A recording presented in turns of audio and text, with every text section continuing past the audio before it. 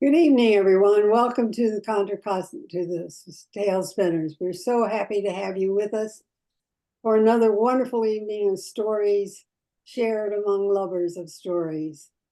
I'd like to turn the meeting over immediately to Liz Nichols, who is our hostess for the evening and for the years to come, I hope. Take it away, Liz. Thanks, Sally. I'll say the co-hostess for the evening. So good to have everybody here. All right. Any people?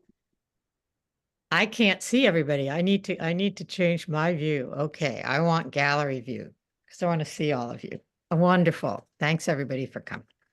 All right.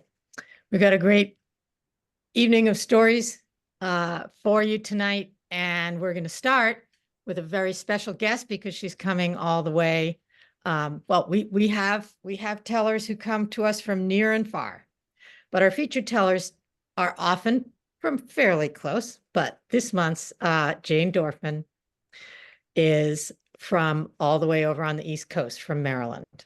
And I lived in Maryland and Washington, D.C. for 2 years, and it's over a decade ago that I met Jane. And Jane is the president and very active member of their local storytelling guild called Voices in the Glen.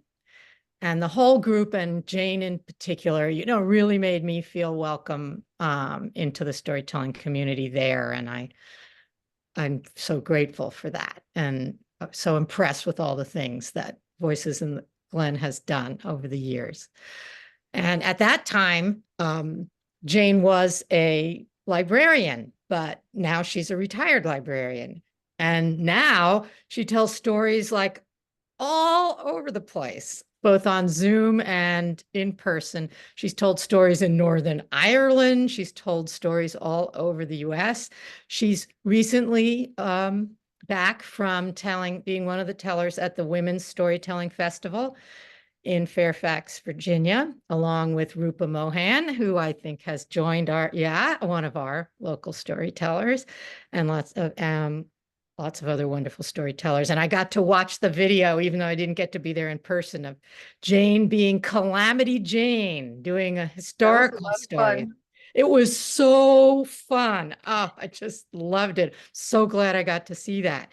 Jane is very, she tells all kinds of stories. So historical, some personal, and a lot of folk tales and traditional tales. And I think that's what you've brought for us tonight, Jane. And Jane also said she's looking forward to that this summer. She's going to tell stories in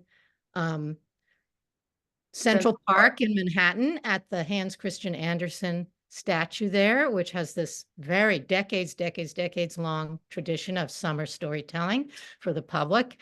And she's looking forward to that. But I'm looking forward to hearing your stories right now. So, Jane, thanks for coming. Oh, thank you for having me. I can't believe it's been 10 years since you I were think my it's neighbor. been about that. Okay. Well, this is a story, it's a favorite of mine. And it's from the Arab world, and it's very old. And considering its age and where it's from, it's a surprisingly feminist story.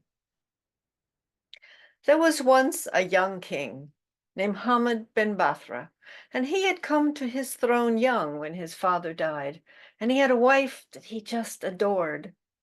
But when he came home from a battle once, he found that she had been unfaithful to him, and he decided that no woman was to be trusted and only men were worthy.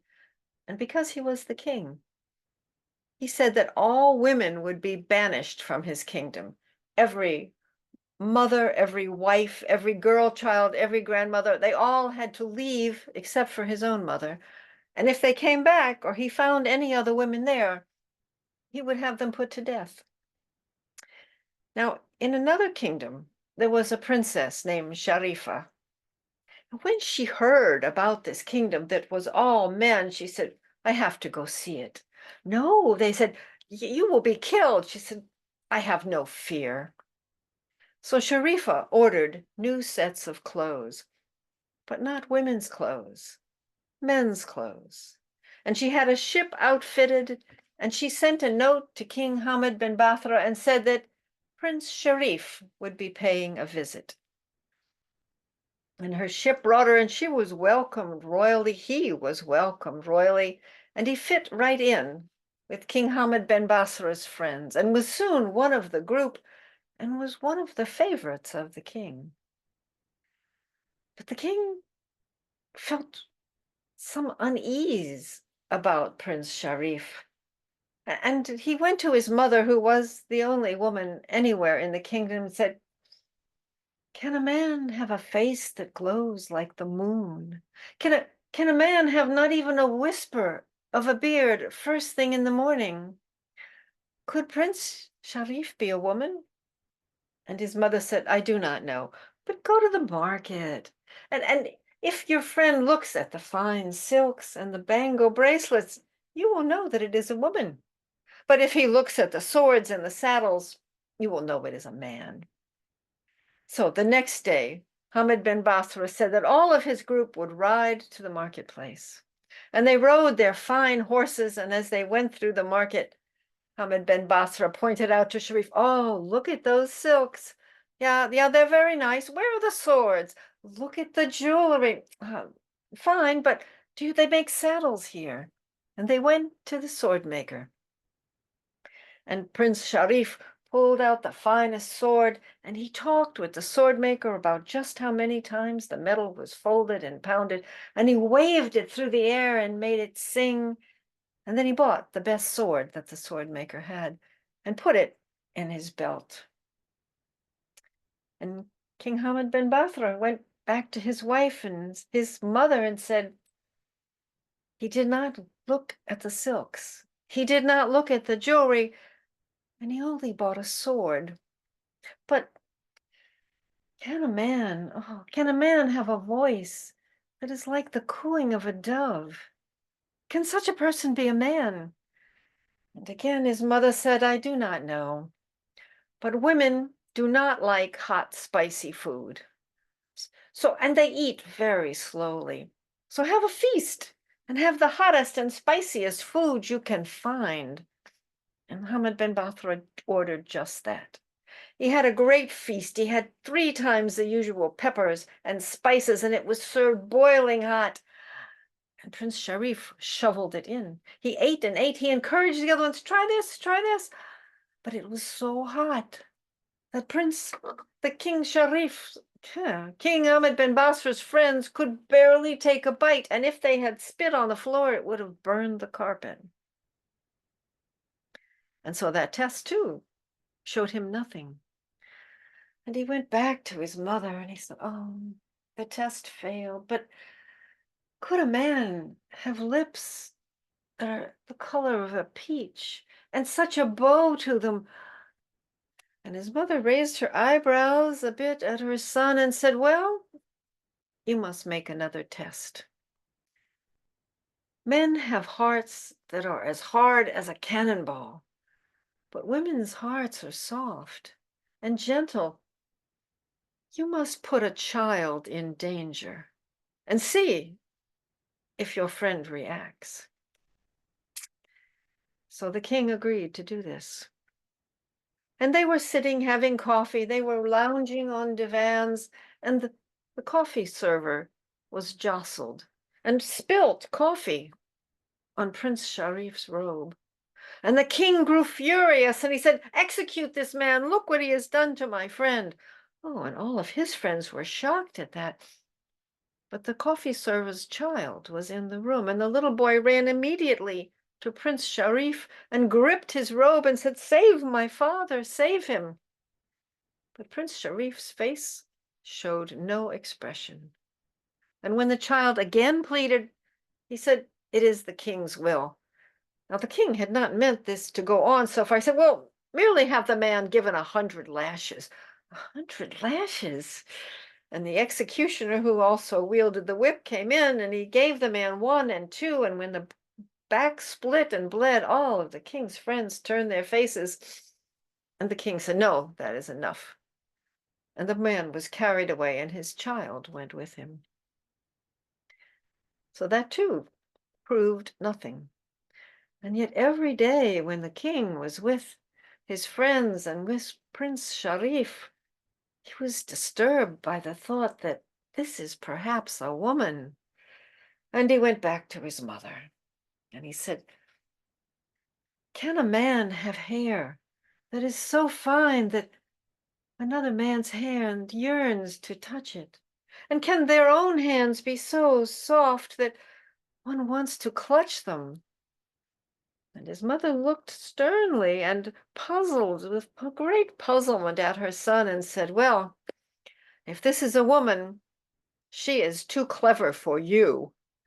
You must find a way to see her, to see him or her without clothes." And the king thought that truly this was the only way. So the next day he decreed that he and his circle of men would all ride to the seashore, for it was a fine, hot day. And as they were riding out of the gates of the town, Prince Sharif got down from his horse, and he took his dagger, and he went to the door, and he seemed to be carving something on the great gate of the town. And then he got back on his horse, and he followed the way. "What were you doing?" "Ah, I was sharpening my dagger, for it does not do for a man to have a dagger with a dull blade." And they rode their fine horses, and they were in fine spirits, and they had skins of wine to drink until they got to the seashore. And the prince said, "Let us take off our clothes and swim." Prince Sharif said, however, "Why bother to take off our clothes? Only women care about their clothes." And Prince Sharif plunged into the waves and began to swim. Catch him," said the king, and they all swam after him, but they could not catch him.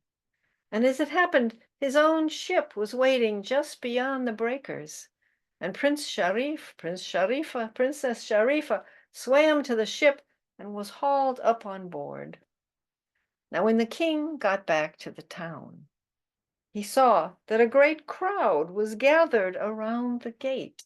And when he pushed them aside, he looked at what had been carved and chiseled into the teak of the gate, and it said, "Woman I came, and woman I left, despite King Hamad bin Bathra." And he was furious, and he was red with anger, and he went to his mother and he said, "I will kill her." And his mother lamented that, but said, "Do as you wish, my son." So he disguised himself as a merchant, and he went from town to town until he found the kingdom where Princess Sharifa lived. And he was out in the garden at night, and he saw high, high up in the tower there was a single window that was lit. And he climbed a tree, and he climbed some vines, and he came at last upon the balcony. And he looked into the room, and there, by the light of a single lantern, was Princess Sharifa. And he drew his dagger from his sword, and he stepped into the light. And she looked at him, and she said, "I have been expecting you." And she undid the single button at the neck of her gown and dropped it to the floor. And there was her body, beautiful in the lamplight and the moonlight, a curve that made every man's hand touch it. And she said, "King Hamad bin Basra, I have answered your question, have I not?" And when he got his tongue back so that he could speak, he said, "Yes, answer one for me. What good is a dagger without a sheath?" And he said, well, a dagger without a sheath is no good at all. It would lose its edge. It would become dull. It would rust. No, you cannot have a dagger without a sheath." And she said, "Exactly. And you cannot have man without woman. For he would become dull and lose his edge. He would rust. A woman protects man. She encircles him. She keeps his house. She keeps his bed. She has his children. And a woman without a man is like the moon without the sun, and a man without a woman is like the sun without the moon. They are not complete." And by then he had fallen so deeply in love with Princess Sharifa that he begged her to marry him and come back with him to his kingdom. And she agreed. And he went back to his kingdom, and there were all the men of the kingdom. There were men chasing toddlers. There were men scrubbing clothes in the well. And Princess Sharifa looked around and thought to herself, I knew they could do those things if they only tried. And he introduced her to his mother. And she was so relieved that her son had found a wife. And he then issued a decree that all the other women, the wives, the mothers, the grandmothers, the little girl children, they were all welcome back into his kingdom. For what good is a man without a woman? It is no good at all.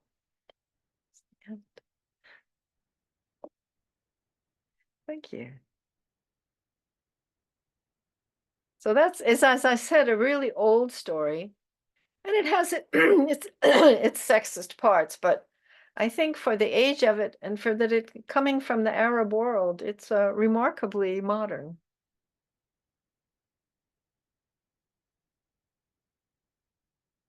Thank you. Thank you. Thank you. Sorry. You're welcome. I was so wrapped up in the story. Well, that's good. I couldn't unmute myself. Ah, thank Sometimes you I think so to leave much. out the bit about the child because it bothers me that she's not going to rescue that child's father, but it's in there and I might as well put it in. Yeah. I was going to ask you if you wanted to tell us anything more.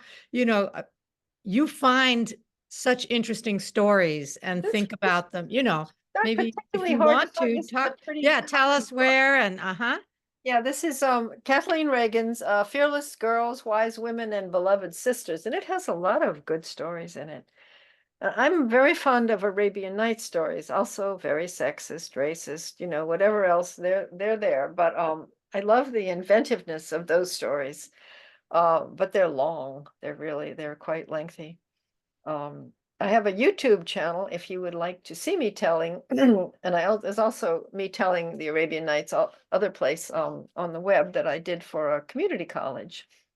And they recorded it in their fancy studio, and it looks a lot better than I look on this camera. But they're stories I think that are kind of overlooked. I mean, we know Alibaba and we know Aladdin, but there are so many other ones that are just really wonderful. And this is kind of in those same veins, and the way it starts off, you think it's going to be, you know, like Scheherazade, but yeah. she's much more active. And I think it talks too that there's not that many differences between men and women. I mean, she fits right in with his gang. But he is feeling something for her, and I think there's just enough hints in the story that it worries him that he has these feelings for this prince. So anyway, it's a story I really like. Thank you all for listening so well. And I will, somebody says I will put it Yes. in the Yeah. chat. That's what I was going to say. Well, thank you, Jane, again. And so we all know librarians make great storytellers because they've got the storytelling chops, you know, and also the digging for those stories and seeing, you know, seeing something to bring to us today from something that we might, you know, might feel far away.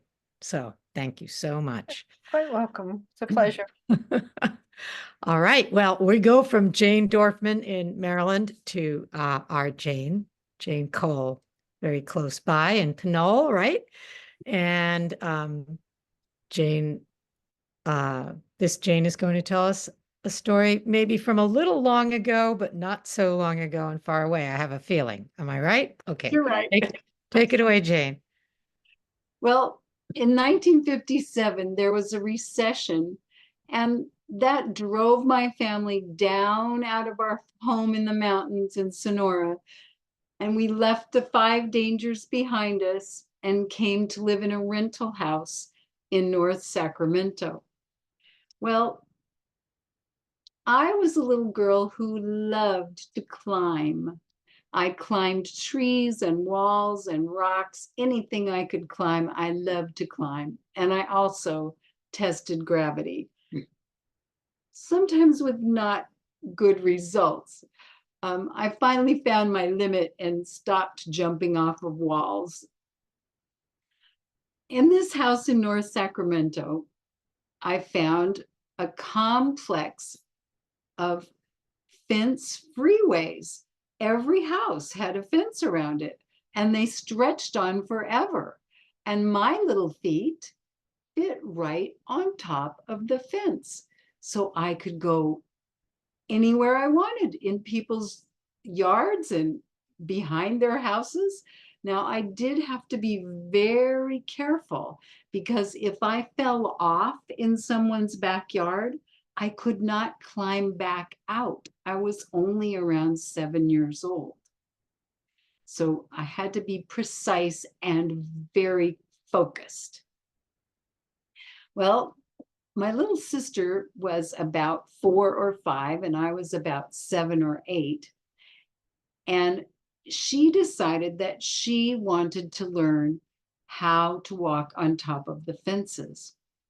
Now, our front yard had a big weeping willow tree, and it spanned and the front of the fence and made a beautiful, lacy, cool and shady tint, and it stretched over the back of the fence and did likewise on the back side. Well, Karen was begging me to please teach her how to walk on the fence. And I thought, well, probably this was not the best idea, but I also had quite a feeling of responsibility as the older sister. I really needed to instruct my little sister about how to do this skillfully and carefully. So we managed to get her up the willow tree and onto the top of the fence. We were very quiet because we didn't want our mom to hear and interrupt this project. Underneath the willow tree, on top of the fence, you could hold on to the branches which draped down on each side. So we got Karen going. I was in front and she was right behind me, carefully walking on the fence. She was doing really well for such a little girl, and she was very pleased with herself. Well, we got a little bit further, and suddenly, whoa, whoa, whoa! And gravity had its way with us, but not as you might think. It was very gentle because we were holding the branches of the weeping willow, and it bent and lowered us slowly and gracefully to the ground in the backyard. Now, at that moment, as a big sister, I faced dire consequences if I had hurt my little sister. I looked at Karen, and Karen looked at me, and that moment stretched, and my anxiety grew. And finally, she said, with tears almost pouring out of her eyes, she said, "Let's do that again." And we laughed. That was a turning point in a big sister, little sister relationship where we were prepared to face many more adventures and to have a little conspiracy that is an excellent bonding tool. The Weeping Willow Tree on Grove Street in North Sacramento. The end.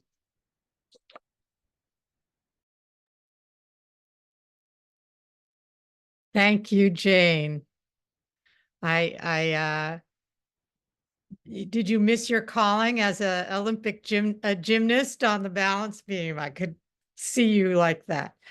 And I also was thinking about today's parents and, how few kids get the kind of experiences that you share with us month after month about how you grew up. And, those are very precious. Thank you. All right. I think I've already unmuted myself. Okay. Our next storyteller. So Jane has told us a story.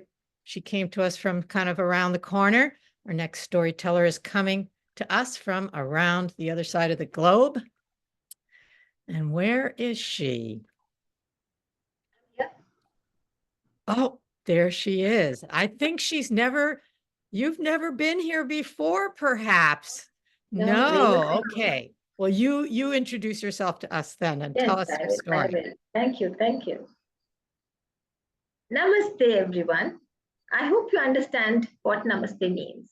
It means the divinity in me recognizes the divinity in you. So we always bow our heads and say Namaste. I'm Parvati Bai, and I live in a small village in Maharashtra, which is on the west coast of India. This story that I'm going to tell you really happened to us. You know, our village is pretty isolated. And right outside the village, there is a forest in which there are dacoits. Since our village was pretty isolated, these dacoits would every now and then attack one of the houses in the village and steal all the valuables. Now, one day, my husband, and you know what they did? They had the audacity to inform the owner of the house before they actually came. And one night, my husband came home looking very scared. He was sweating and his hands were shaking. I asked him, Papa Rao, what is wrong with you? Are you unwell? Would you like to rest for a while? Shall I get you a glass of water? He said, No. I don't want anything. You know something, Parvati Bai? What is it, Papa Rao? The dacoits have received a note. They're going to be attacking our house tonight. Okay, I knew it was expected. Our house had never been burgled before. I said, we cannot defeat them with physical power. Only our wits can save us. Ah, wits! You're talking about wits! I have to do something. I have to. He squared up his shoulders, like all men do. And then he said, I'm going to collect 20 people, 20 men, and I'm going to go and stand outside the village. And we will pounce on the dacoits before they can attack us. Will that work, Papa Rao? I asked. They're going to be on horses and they have arms. I don't care. We will ambush them, he said. And squaring his shoulders some more, he went out. But I knew there was fear in his heart. Now, I had an idea in my head. And as he left, the idea grew bigger and bigger. So I quickly went out of the house and I called all the neighboring ladies. Their husbands had already left. They all came to my house and we started to cook. Some of us cut vegetables, some of us started washing the rice, some of us started to make the sweet dish. We had prepared a huge meal. And just at midnight, the dreaded knock came. My heart aflutter, worrying in my stomach. With a smile on my face, I opened the door, and there stood the head of the dacoits, tall, broad-shouldered, with a big mush, and really, really very strong eyes. He looked at me like this, and I smiled and I said, Bao, you have finally arrived. Bao means brother. And he was taken aback. He said, Yes, let me into the house. I've come to steal. Yes, I know. But please come in, Sit down, I said. And as soon as the four of them sat down, we placed banana leaves in front of them. And one by one, we started serving them. rice and dishes after dishes, delicious, smelled delicious, tasted delicious, and they started to eat. And they started whispering among each other, this is really nice. That one is really nice. Maybe we should get some more of that. And we were listening. And before they could even ask us, we went and served it to them. And they were so happy. After some time, said the head of the dacoits. His stomach was absolutely full. Then they got up and they were ready to go. So I took my plate of jewelry, which I'd already removed, and I offered it to him. I said, wow, this is what you came for, isn't it? The only thing I cannot remove is my Mangal Sutra. That is the wedding chain my husband put around my neck when we got married. But please, take the rest of my jewelry. Here, take it. Behan, my sister, you are the first one to treat me with so much respect. I have eaten in your house. I have drunk water in your house. I cannot steal from your house. I can never do that. I will never steal from your house again. In fact, we will not steal from this village. Oh, thank you, Bao, I said. Bao, yes, Behan? Did you see some men outside the village? Yes, they tried to attack us. We tied them to a tree. Can you please let them go? Of course, I'll let them go. And the dacoits left. And I shut the door. And I started putting everything away. We cleaned up the leaves. We put everything away. But before I could even change out of my clothes, my silk sari and everything, my husband was back. Knocked on the door. I opened it. He didn't even notice my attire. He just said, I don't know what happened. The dacoits came back and they let us loose. And they even dropped us up to our houses. What a wonderful surprise, isn't it? Then he looked at me. Bharati Bhai, why are you dressed like this? I smiled at him and I told him exactly what I had done. Bharati Bhai, you are very, very intelligent. I am so proud of you, he said. And I smiled. And that's the end of my story.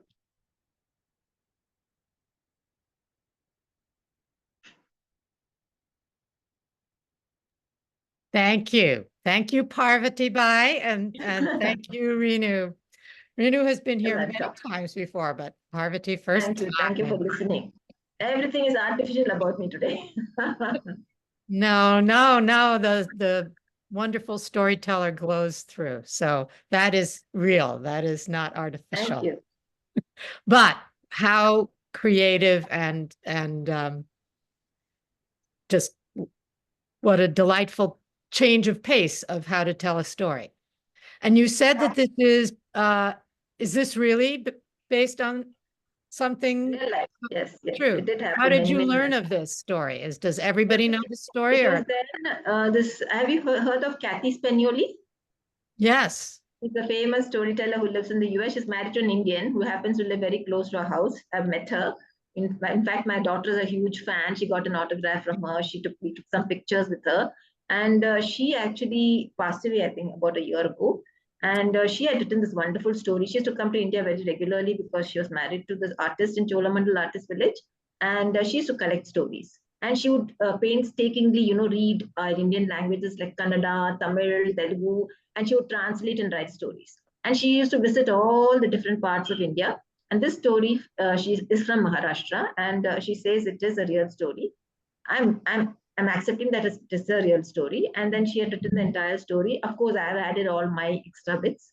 And that's how I found the story. I have the book with me. I bought it for my daughter. She loves it. And she said, never give it away. So I said, yes, I will also keep it because I'm a storyteller and I'd love to tell stories from India.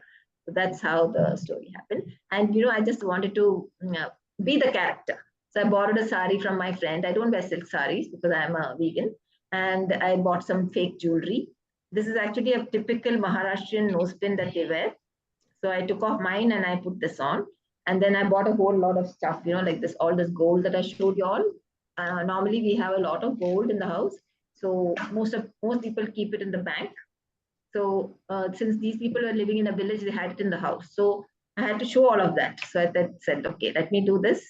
And I've seen other storytellers do this too. So I thought, okay, let me also do this for a change. I'm always without costume. And I enjoyed myself. We could tell how much you were enjoying it and at how much she was enjoying it too. So it Correct. was such Because, a great, the women so often outwit the men, yeah. they don't think with their muscles. Well, thank you so much again. It was You're welcome. delightful. All right. Wow, the stories keep coming. Wonderful. All right. Our next storyteller, back home, one of our home girls, Colleen Foley from Berkeley. And am I right? You're going to tell us definitely a historical story. Yes, It it's a historical story, and I was going to tell it Please tell. last month because, oh, can I start? Yes. I was going to tell it last month because it's about a woman who did a first, but I couldn't come last month, so I'm telling it this month. And her name is Jeanette Rankin, and she's a woman, and she was born in Missoula, Montana in 1880. Her father was a Canadian, French, Scottish Canadian immigrant who came down on the riverboat from Canada and became a carpenter and then became successful. And so he ended up buying a ranch and he was successful at that.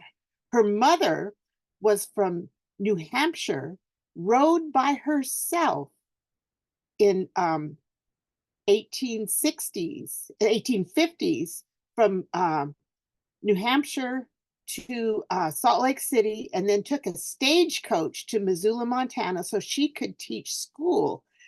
And she was only the second professionally trained teacher to teach in Missoula, Montana. That's Jeanette's mother. So she comes from a couple of people who were very strong and courageous and wanted to know new frontiers. Well, she grew up in Missoula and attended school. She was the eldest daughter. The second child was, so she got a brother named Wellington. They named him Wellington. And then she had 4 sisters, but they're not in the story, so we won't talk about them. But Wellington is important later on. And so she went to school. She graduated from high school in Missoula, and then she went to the University of Montana, which is also in Missoula, and got a degree in biology. But she thought, oh, I don't want to, what do I do with that? So she went to San Francisco and lived in San Francisco for about a year and decided she wanted to become a social worker. So then she moved to New York and wanted to get into social study. But while she was in New York, she got involved with suffragettes, for heaven's sakes. So she decided, and that really, really interested her because at that time, Montana couldn't, women couldn't vote, although they could vote in all the neighboring states, they couldn't vote in Montana. So she went back and with some of her suffragette friends, and they campaigned, and women's suffrage passed in Montana in 1914. So women could vote in Montana in 1914. And then she decided to run for Congress in 1916. And she did. At that time, it was an at-large. So they had 2 representatives in Congress, and they were elected statewide. They were both elected statewide. So she was elected, and she went to Washington, D.C. The newspapers, she was all over the press because she was the first woman congressperson from any state in the United States. And it was just 2 years after suffrage was granted in Montana. Well, everything went well. She was, some of her causes were for helping single mothers and child labor laws. She wanted to ban children working under a certain age. But then the year later after she was elected, President Wilson gave a speech to the combined Senate and House, and he wanted us to declare war against Germany. Well, she was, besides all these causes, she was very into peace. So she was one of the 50 people who voted, 50 representatives in both houses that voted against entering World War I because she was for peace. And then, she finished out her term, And then because that wasn't a popular stand in Montana, she didn't get reelected. So but between the two things, she was a suffragette again and went around to states that hadn't passed the law until it was the amendment was passed. So she didn't have to do that anymore, but she was really into peace. So she gave peace. She went around and gave talks promoting peace in various areas. And she also bought a house in Georgia, which she found cheaper because she wasn't making a lot of money. And she was able to live sort of reclusive and a simple life with a vegetable garden and chickens and stuff. And she enjoyed it, but she kept her residence in Montana. So she lived in Georgia and Montana and switched, between winter and summer because, well, you can guess she summered in Montana and wintered in Georgia. And so it came around, and around 1930, she says, well, why don't I run again? So this time her brother, Wellington, financed her run for Congress again. And this time there was 2 other women in Congress. And this is a picture of Wellington and her when he was financing her campaign to run for Congress in 1940. So she was elected again as a representative from Montana for Congress in 1940. And Wellington bankrolled her because he went to college, got a law degree, joined a prestigious firm, and made a lot of money. So he could bankroll her, and she was elected. The only trouble was she was also very outspoken. She didn't think that we should enter war in Europe or Asia. So when the Japanese bombed Pearl Harbor, she was the only person that voted against in the Congress that voted against entering the war. And it was a very emotional thing. And she had to go. The press was after her. People were yelling at her, and she had to go hide in a phone booth.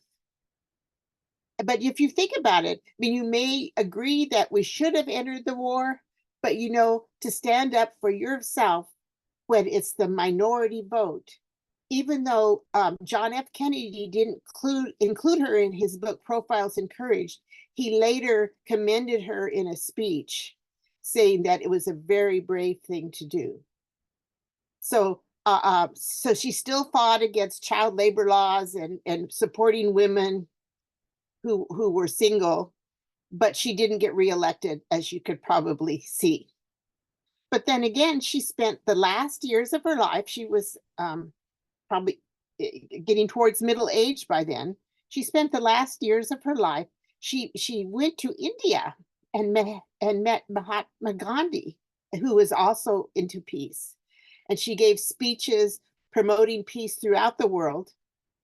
And in 1968, when she was in her 90s, she led a peace march against the Vietnam War on Washington, D.C. And then she passed away a year later a couple years later, 1970. But I just want people to know this because they think, the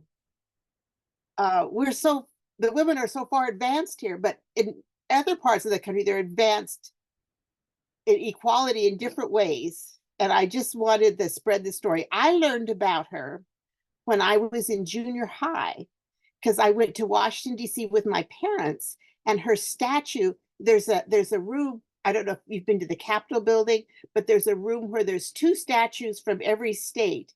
And she's one of the statues from Montana. And there's also a statue of her at the Montana State Capitol. And the University of Montana Library is called the Jeanette Rankin Memorial Library. So that's my story. And she did a lot of things. She was controversial, but she kept her character and stood for what she believed in her whole life. So if you agreed or disagreed, it's okay. Thank you. Thank you, Colleen. Thank you for bringing her to us. I mean, I've been to the US Capitol. I've never been to the mountain, but I certainly didn't notice her. I loved when you said she went to New York City and got in with suffragettes. For goodness sake. Well, this was back in 19. I know. That was just, No. I'm saying that was such a great line in your story. That really brought the, like you said, she marched to her own drum, she was a pioneer of a lot of things and had a lot of courage. in her own way. You had a lot of courage. So thank you. And I wonder, I mean, if anybody else learned about her when they were young, I'd put it in the chat, but as far as I'm concerned, that introduced me to someone that I yeah. should know about that I didn't. So thank you. That's one of the great things stories do. That's one of the things we Yes, can I would do with too. our storytelling. So thank you, Colleen. All right. We're going from history to prehistory, mythology, legend with Bobby Kincaid, who I think is going to give us another installment of her long group of stories about Chinese dragons that she has developed over many years of research and thinking about them and putting them in her special way. So Bobby, my granddaughter Julia has a program for us, but we're about 13 minutes early. oh, Okay, Julia. is she there? I think Julie signed on. Yes, she did. Julia, Okay, there she is. all right. That's her baby. Can you Oh, double okay, screen? because maybe we could ask Ed to go before you if Ed is willing to do that, if that would help, Where is he? Ed, are you there? Let's see. Oh, here Let's we get go. Marnie. Okay. She's looks here. like She's Julie's here. Okay. Take it away. Intergenerational storytelling. I don't Well, know. we hope she's We've been only working had on that once this. or twice here. That's fantastic. Okay. I told these at the Asian Art Museum, and I call it How Dragons Shaped China. And it is the year of the dragon, so I chose to tell these stories now. Whoops, her props are falling down. Anyway, so we would go up. The first story was in the white staircase with the beginning of the dragons. Then we went in and we met the mother of the dragons and all the trouble that she started with the jade dragon and the phoenix when she stole their pearl. And then this is a continuation of it. Min, the river dragon. Okay. So a long time ago,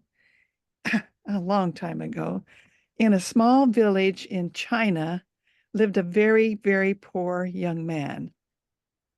And he would go out every day into the valleys and chop down grass for his mother to have her tea and her rice. And the villagers bought the rice because they needed it for their cattle and they use it for fire. And some people wove it. Well, this year, unfortunately, the weather was dry and hot. The grass hardly grew, and he was very upset, and he couldn't think what to do to get money for his tea and rice for his mother.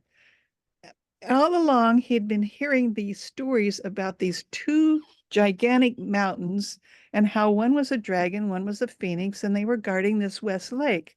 So he decided he would travel up to these mountains and through them to see if he could find any kind of grass. Well, it was long and then it was hot and it was a terribly cliff, he made it and he got up there and he saw this luscious grass. There's a little creek and this luscious grass was growing around it. And he said, "Oh, I'll cut this down." So he cut it down. It was heavy. And he took the long trip back and he sold it to the villagers. And they were really, really pleased. And they gave him some coins. And he had enough money for a lot of tea and rice for his mother. Well, he did this the next day. He went up there and the grass was bigger and more luscious. And he cut it down and he said, "This must be magic." And he tied it around, he carried it down, and he sold it again. They had plenty to eat. So the third day he did it again. He was, he wanted to see if that grass was there. Well, of course it was there. So he chopped it down and he carried it back to his house, and he was getting tired. It's a really long walk. And he sold it to the villagers.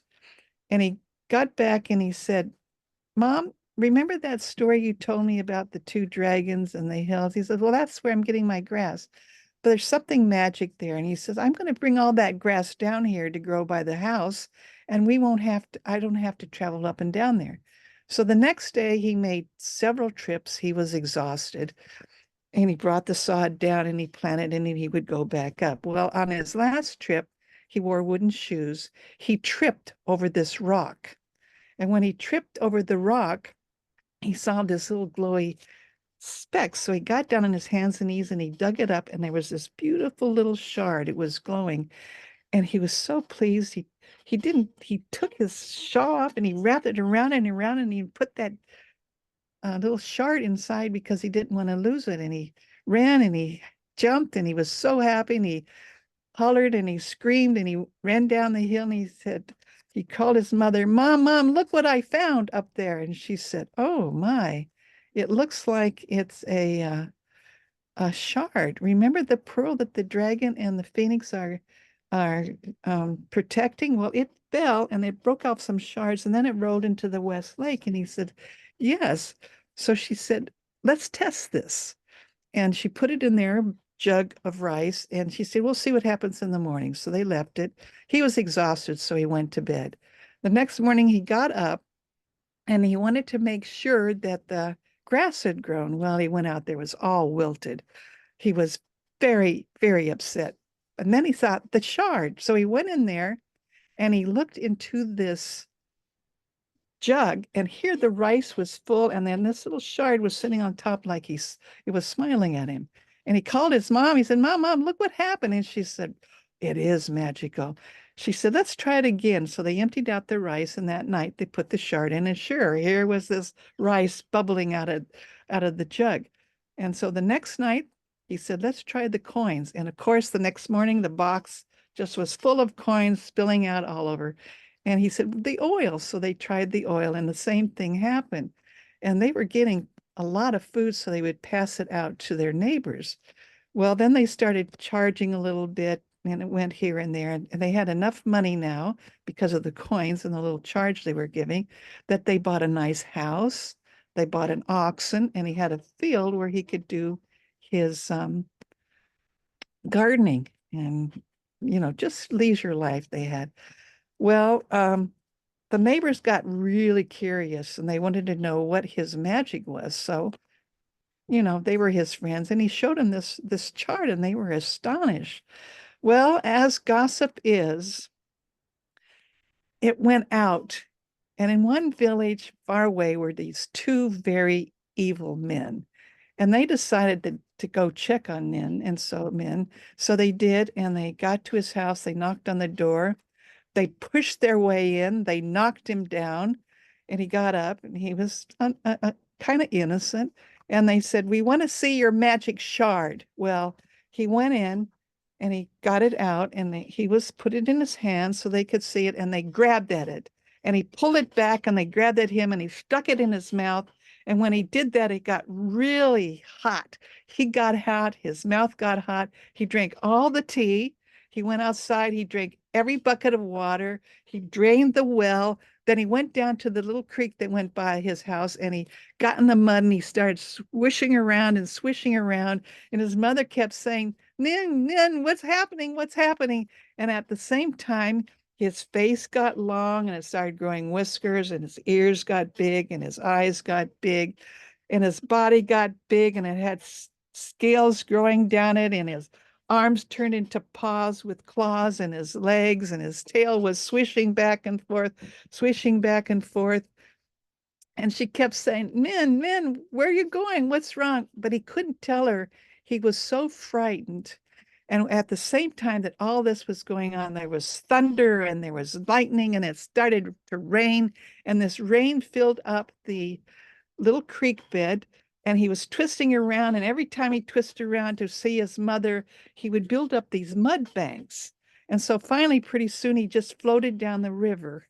And His mother, it is said, stood out and prayed for him. And he would come back, and the community swears that it was filled with fish, it was filled with shrimp, every kind of thing that they needed to fish for was right in those mud cliffs. And the farmers were very pleased because there was enough water that they could water their plants with. So it became a very prosperous little village. And so the the village was very pleased that this had happened to them, and they had their own dragon. It was kind of tragic, but because they honored the mother, they called these mud cliffs mother looking back, let's see, dragon looking back at mud cliffs, these big mud cliffs. And so what happened was, this is just one of many stories. This is my philosophy.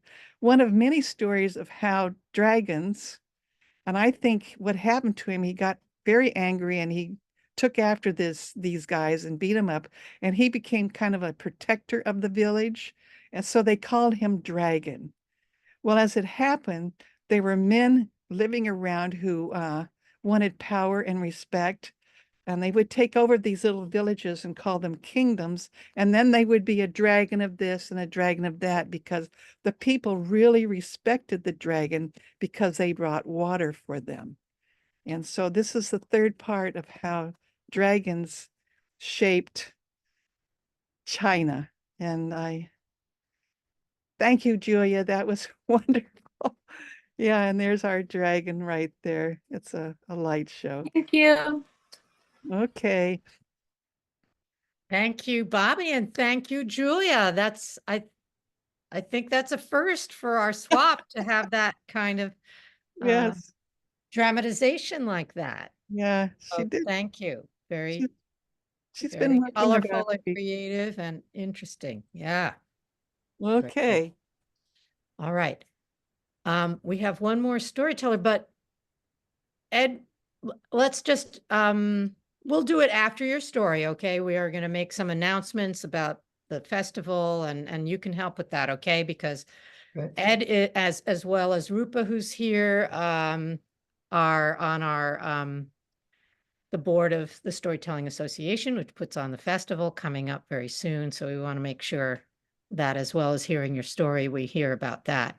And then after that, I want to remind myself, but to make an announcement about the Asian Art Museum storytellers, because just like Bobby, one of you or somebody you know has a chance to come to the museum and do that. You can see Bobby's still excited about it, even though she's not, she's retired from it. So we'll talk about that too. But right now we're going to hear a story, a personal story from Ed Lewis. And I want to thank Julie. Is Julia, was that her name? Yes. For doing that shadow puppeting. I haven't seen that for a long time. I don't think many people do much of that now, even in schools that I go to. So for this story, I have a question for you. Have any of you ever considered being a drug dealer to a senior citizen assisted living program? Okay, I see some of you are nodding. So let me explain to you how I got into this profession. And it wasn't my fault. It was definitely my stepmother's fault. And if you knew my stepmother, you would also do exactly what she said and become a drug dealer to 90-year-olds. Now, my father was married to my mother for over 50 years. And when she passed in 94, a couple years later, he met Katerina, who became the second love of his life. And they were together for 15 years until he passed. And then she sold the house and went into an assisted living program in the community that they lived in. Now, my father had two loves in his life, my mother and now a stepmother. Katerina and I had such fun banter together. She was this powerhouse of a woman. And I would come over to visit her after my father had passed about once a week, drive 90 miles to the assisted living program. And I'd walk in the door and she'd say, "Oh, well, I see you're still fat." Yes, Katerina, I am still fat because women of my generation just love to roll around with fat, plump little men. And we would have that banter back and forth. And we had so much fun together. We would go out and steal apples from trees the apples were falling from the trees, and we would get them in bags, and she'd go back and make applesauce. We were very mischievous together. But my favorite thing was to go up to the kitchen or to the lunch dining room area and watch her with the group of 90-year-olds, 5 other women and men at their table. They were so interesting, and she would have this beautiful voice, and she would sing to the group. And then they'd have conversations, and they're 90-year-olds. A lot of them would be talking about aches and pains. And one time I was there, this woman said, I had this pain in my knee, and my grandson got me these marijuana cookies, and I ate it, and all the pain went away. It was just miraculous. So Katerina looked at me and she said, "Okay, Ed, you know what? You're an old hippie. You probably do drugs all the time still. Get us some marijuana cookies. We want to all try it out." I said, "Katerina, you want me to become a drug dealer to senior citizens? Give me a break." And she said, "Yeah, I'll break your neck if you don't do it. So get with it." Well, the next week, of course, I had to go get some marijuana cookies, and I brought 8 cookies over and passed them out, 6 of them, to the people. And then, I left, and a week later, I came back to visit Katerina, and she was in her room, and she said, "You are an idiot. You and your hippie generation, why would you ever do anything like that to your body?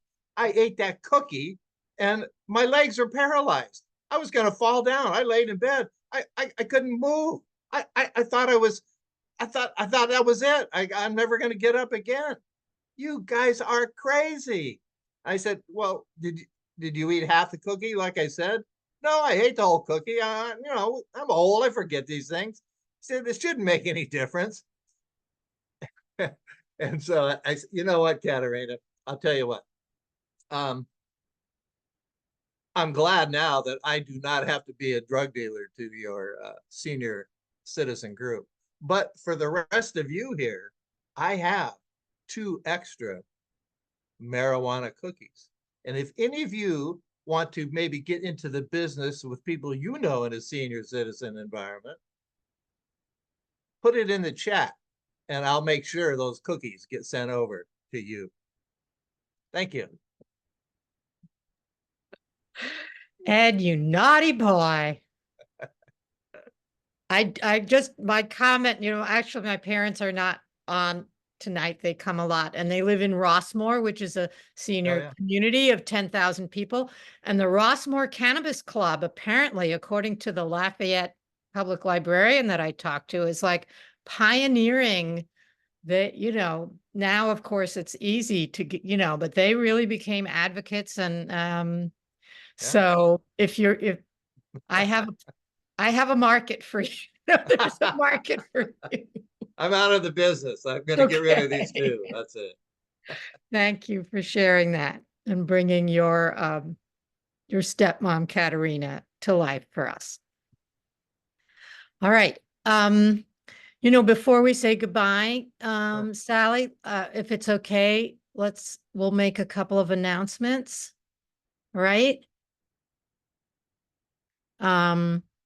So the first is that the Bay Area Storytelling Festival is coming up, and I don't know if Ed wants to come back on, but we could. I'm just going to put this in the chat right now. The 2 things. First, how to volunteer as a storyteller at the Asian Art Museum. Please, we need more storytellers. It's so much fun. If you want to stay on after we end the recording and talk, there's 3 of us who are currently in the program on this Zoom right now, and Bobby too. who used to be. So we want to talk to you about it. And the other is the Bay Area Storytelling Festival coming up May 3rd and 4th is the correct dates.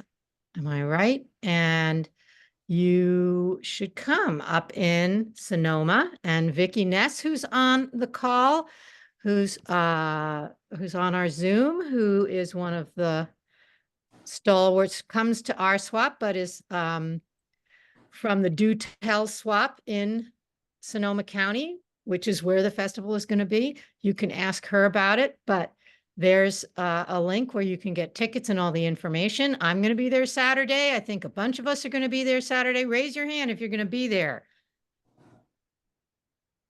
Okay, if your hand's not raised and you're within driving distance of the city of Santa Rosa, we want you to be there. And we want to, do whatever we can to help you know how to get there and what it's about. So, And Liz, I have an offer. I'm going to be driving from Walnut Creek and I have one, possibly 2 spots open in my car. If anyone wants to carpool, please let me know.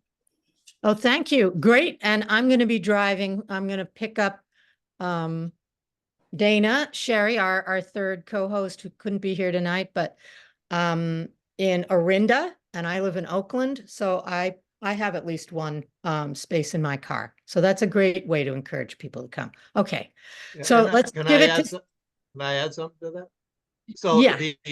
the tellers are just the featured tellers. There's Gene Tagabon, who's an amazing Native American storyteller, and he is going to do, I think it's his last native ritual. Maybe Vicki knows a little more about it than I do, but it's his last one. He's going to do that in his native attire, a special ceremony, and he's a fantastic storyteller. Diane Ferlot, who's one of my favorites, is there. Brandon Spars, who many of you know, is just unbelievable. And then the other two, I don't know. It's a woman from Hawaii and another woman. Kealoha is a Karen. man. He's got beautiful long hair, but he's a man. Oh, really? From Hawaii. From Hawaii. Oh, And okay. then Karen Amano. Amano, thank you. Who is Japanese, but is living, I think she lives in Florida, but anyway, from out of our area, right? Yeah, Yes. she's So going to be workshops Her. and performances. There's an open mic. There's it's not a raffle. I forget what it's called now. An auction. An auction, a silent auction. And just lots and good food throughout the day. Go ahead, Vicki. Oh, I was just going to say, and there is all levels of ticket buying. So if you just want half a day, if you just want the whole day, whatever it is you want, it's available. Even if you just want to see it online, you can buy a ticket just for that. So it doesn't mean you have to buy a huge expensive package. And the tellers look fabulous. The guy from Hawaii actually was Hawaii's first poet laureate. And he does a lot of movement with his stories. So it'll be a fabulous festival. And you put the link in the chat, didn't you, Liz? Yes, I put the, so it's being co-produced by Storytelling Association of California and 6 Feet Apart Productions. And the tickets and all the information that's why it says 6 Feet Apart Productions. Yeah. BASF, meaning Bay Area Storytelling Festival. And good point that there's a virtual ticket available. So even because there's folks here who live too far to come, but and it's in Santa Rosa. And if you come by train, they have a bus system that's going to take you up to it.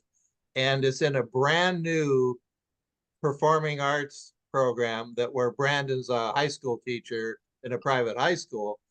And they even have air conditioning in each seat that you can use individually. So it's this brand new performing arts facility that's got great sound effects and a good stage. And it's a beautiful area anyway, Santa Rosa. Is it going to be recorded for people who can't be there or can't watch?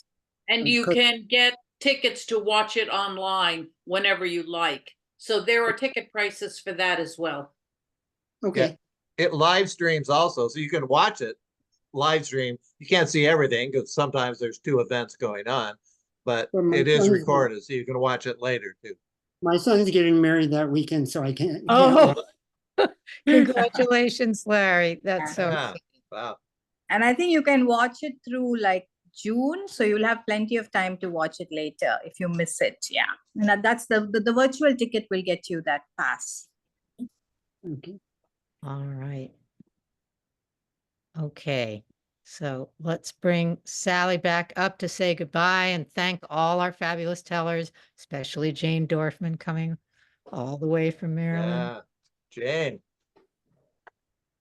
And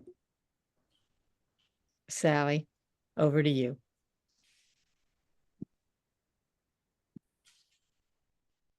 Unmute, Sally. Unmute.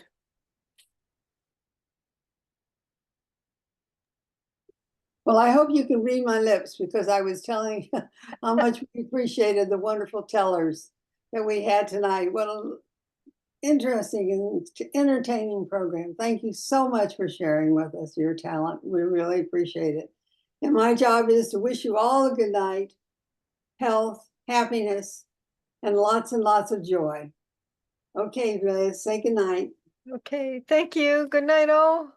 Good night. We'll end the recording, and then if anybody wants to